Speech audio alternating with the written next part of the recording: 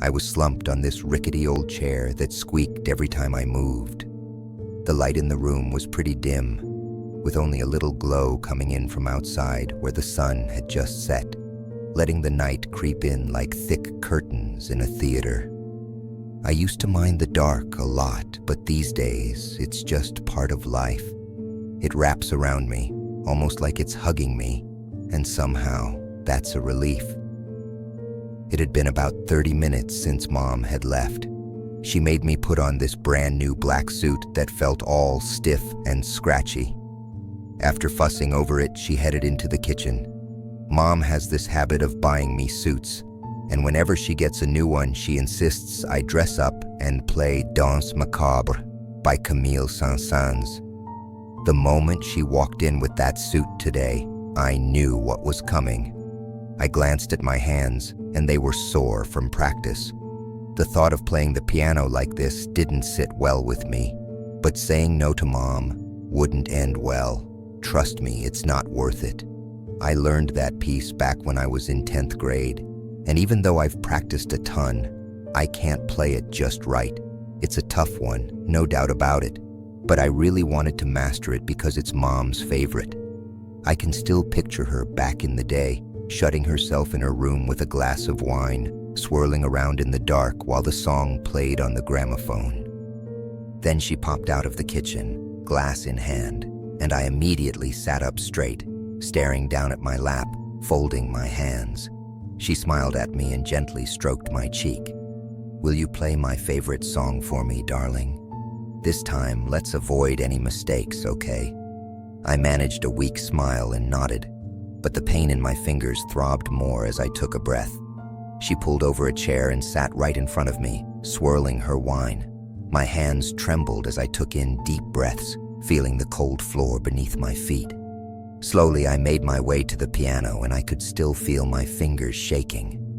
I think I zoned out for a second there, lost in my thoughts. Her voice broke through the haze. "You know I don't have much patience, darling. Just start playing."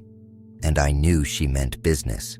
Without wasting another minute, I lit a candle on the piano and got out the old sheet music I had stuffed in my pocket. I placed my fingers on the keys and began to play. I had practiced long enough that I knew the chords pretty well. I was hitting the right notes. When I stole a glance at Mom, I saw her swaying along, and a smile lit up her face. It made me remember how happy she was before Dad passed away. We had so much fun back then. She would sometimes sing to me and take me out to play. I'll never forget when I was about 6 and she told me to stay away from the basement. I could hear strange noises coming from there, and curiosity got to me. It sounded like a whimpering dog, and I loved dogs, but she was firmly against having pets. Unable to hold back, I creaked the basement door and tiptoed down the stairs. When I peered around, I found no puppy. Suddenly, Mom came storming down, grabbing me and yanking me away. She raised her voice, a tone I had never heard before, and I burst into tears. She told me never to go down there again and handed me 2 cookies to calm me down. At that moment, I felt comforted enough not to ask why Dad was tied to a chair in the basement, making those odd noises, or why he didn't have any hands.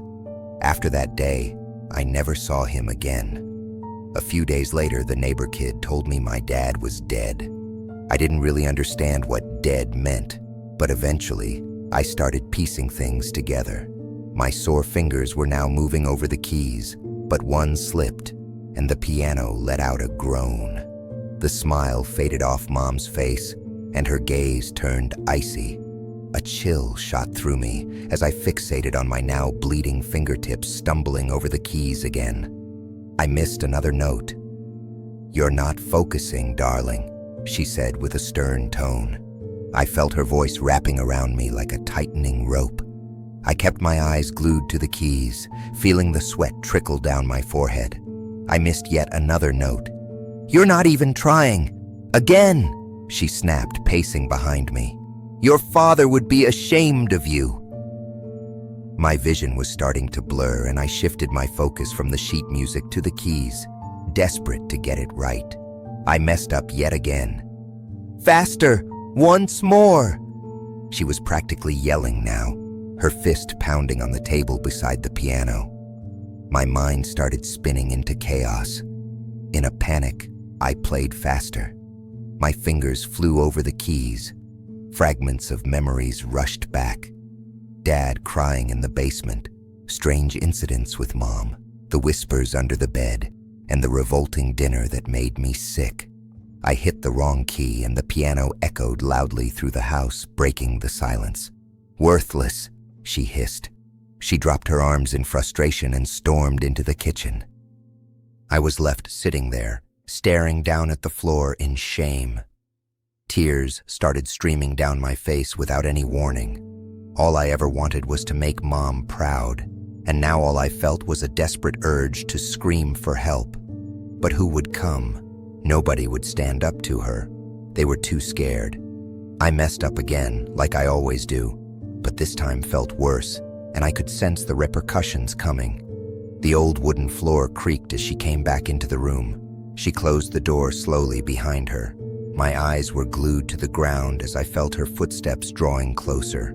She stopped right in front of me. Gently, she tilted my chin up, forcing me to meet her gaze. "You know, I thought you were better than this, but you keep proving me wrong.